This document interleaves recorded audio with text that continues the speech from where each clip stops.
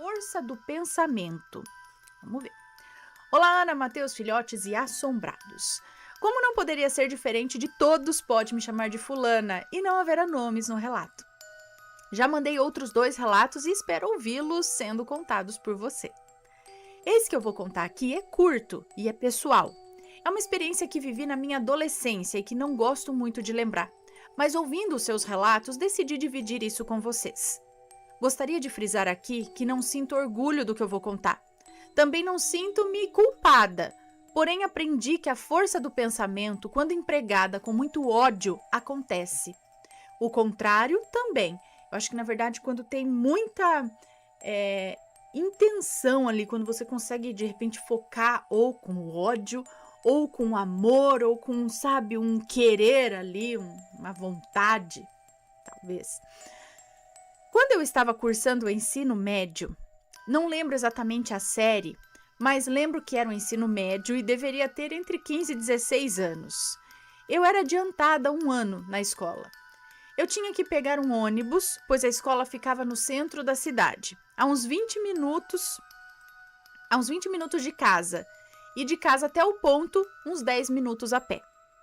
Pois bem, desci às 7 horas, correndo para não me atrasar, passava por uma viela e depois uma rua longa de uns 500 metros ou mais até chegar no ponto. No final dessa rua tinha um supermercado que atendia os bairros da região e lá tinha um gerente recém-contratado. Um playboy com uma moto maneira, daquelas que inclina para frente. Como assim? Sim? Uma moto dessas que inclina para frente, marrom. Tinha fama de ser galinha e que a mulherada estava empolvorosa por causa dele. Porém, para mim, não me impressionava em nada. Afinal, eu era adolescente e ele não era nada o meu tipo. Quando ele me descobriu, passando em frente ao mercado, começou a flertar comigo. Um dia tive que ir ao supermercado com a minha avó e lá estava ele. Quando me viu, ficou me seguindo por todos os corredores. Até parecia que eu era uma ladra e ele estava de olho em mim. Como sou bem observadora, percebi uma bela de uma aliança no dedo dele, de casado. Aí minha fúria cresceu. Fechei a cara e deixei bem claro que eu estava me incomodando. Porém, quanto mais brava eu demonstrava ficar, mais ele se divertia. Ele chegou ao ponto de chamar o colega dele, segurança do estabelecimento, e os dois passaram a flertar comigo. A partir dali, aquilo era rotineiro. De segunda a sexta, lá estavam eles, 7 da manhã, me aguardando passar em frente ao supermercado para mexerem comigo e ficarem de sorrisinhos. Nossa, como aquilo me irritava! Eu não xingava nem nada, mas deixava claro que eu estava incomodada e eles não escondiam de ninguém.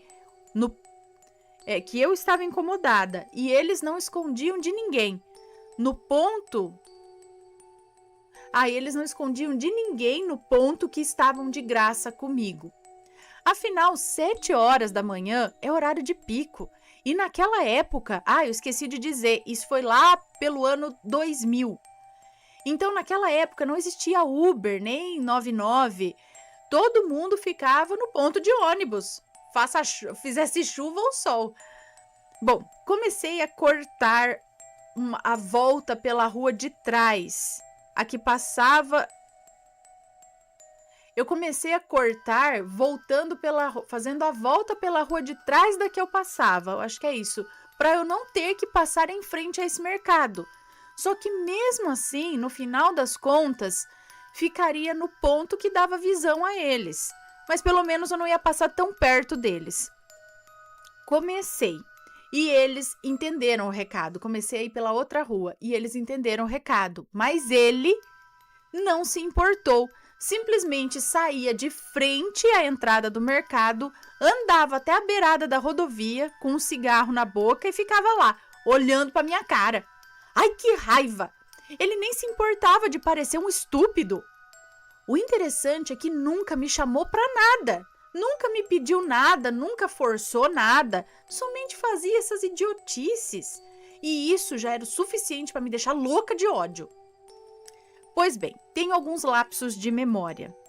Lembro que o sujeito passou a não aparecer mais com tanta frequência. Eu acho até que, pelo que lembro, eu pensava que ele tinha mudado de filial, porque me recordo ter me sentido confortável a voltar a fazer o mesmo trajeto que eu fazia anteriormente. Porém, numa sexta-feira, para minha surpresa, quando virei no final da viela e olhei o final da rua do supermercado, lá estava a moto marrom. Eu não sei o porquê eu senti tanto ódio. Eu não sei se foi porque eu tinha certeza de que ele não estaria lá e de repente fui surpreendida, ou se era porque já estava cansada e também constrangida com aquela situação. Eu fiquei furiosa e internamente pensei: aquele idiota voltou? Aí tem um outro lapso de memória, não lembro exatamente as palavras, mas lembro o sentimento de raiva e as palavras que eu pensei em seguida. Elas saíram quase que involuntariamente, embora não combinassem com o meu perfil. E eu pensei o seguinte: ai, por que ele não morre? Alguém deve se perguntar: mas por que esse ódio todo? Nossa, também não é para tanto, né? Sei lá quais possam ser os julgamentos e também não sei como seria o meu comportamento hoje em dia. Porém, naquela época, aquela situação fazia com que eu sentisse muita raiva, principalmente porque o cara era casado. Eu achava ele um safado. Não lembro se naquele dia ele estava lá, se não estava, se mexeu comigo ou não, não lembro. Só recordo do ódio que eu senti e do que eu pensei. Bom, os dias se passaram, sábado, chegou sábado e daí no domingo à tarde, indo para o ensaio do coral da igreja que eu frequentava, passamos pelo supermercado, meus tios e eu, mas estava fechado, o que era improvável. Nunca fechava, exceto quando estavam de luto. Chegamos perto da portinha da lateral e tinha um pequeno cartaz com alguns dizeres que informava justamente o que eu pensei: luto pela morte de fulano. Na hora ainda fiquei meio confusa, porque embora tivesse passado todo aquele perrengue com ele, nem sabia exatamente o nome dele. Então fiquei pensando: fulano, é esse o nome dele? Mas não comentei nada com ninguém, afinal meus tios nem sabiam o que estava rolando. Cheguei na igreja e logo chegou uma amiga que estudava na mesma escola que eu e sempre estava no ponto de ônibus comigo. Ela sim sabia o que rolava, só não sabia o meu pensamento da sexta-feira passada. Quando me viu, foi logo falando: você já sabe quem morreu? Aí eu, chocada, perguntei: é aquele rapaz mesmo? E ela falou: sim, ele mesmo, morreu ontem, no sábado. Ou seja, um dia depois do meu pensamento. Eu fiquei atordoada.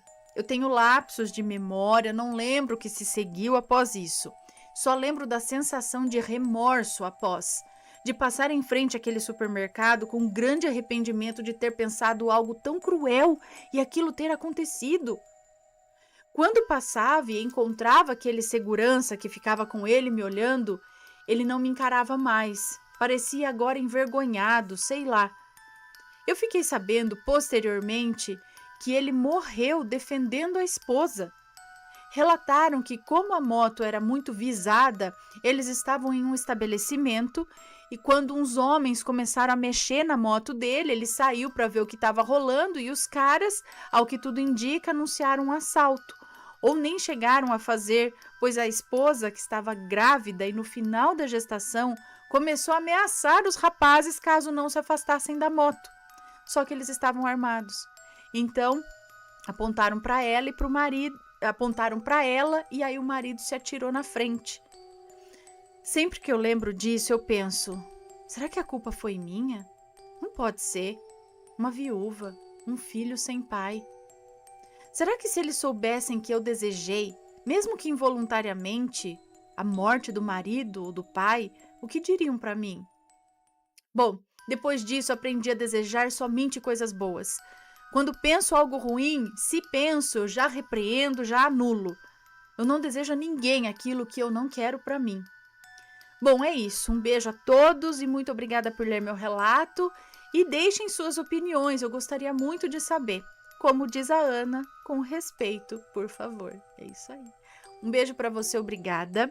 Deixa eu te contar uma coisa que já aconteceu comigo também.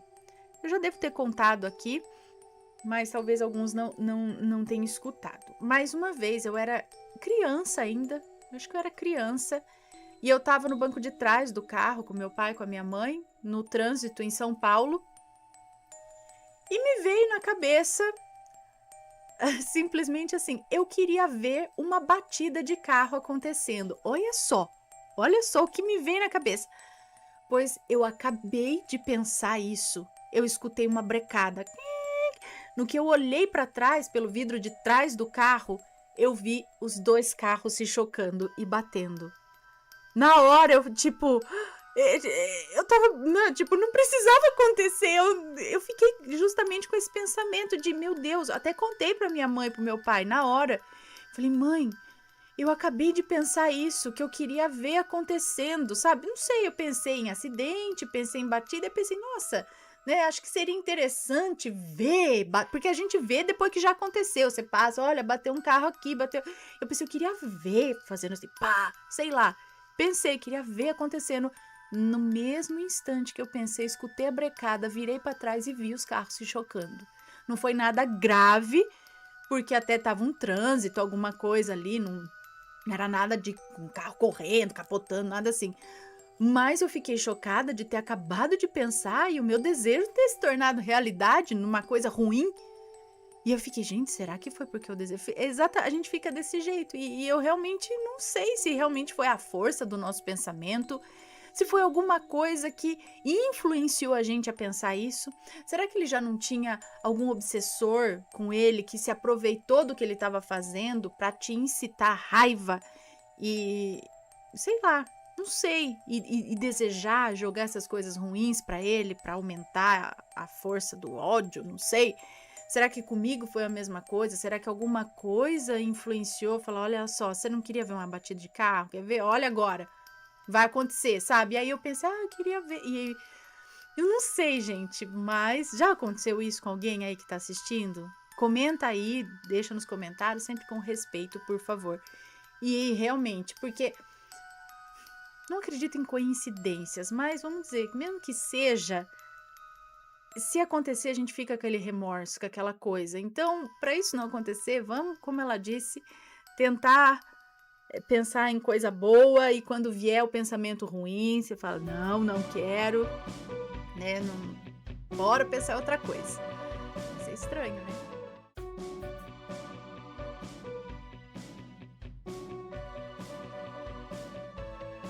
Está gostando dos relatos no Reverso Assombrado? Então não se esqueça de deixar o seu like. E é claro, se ainda não for inscrito, se inscreva.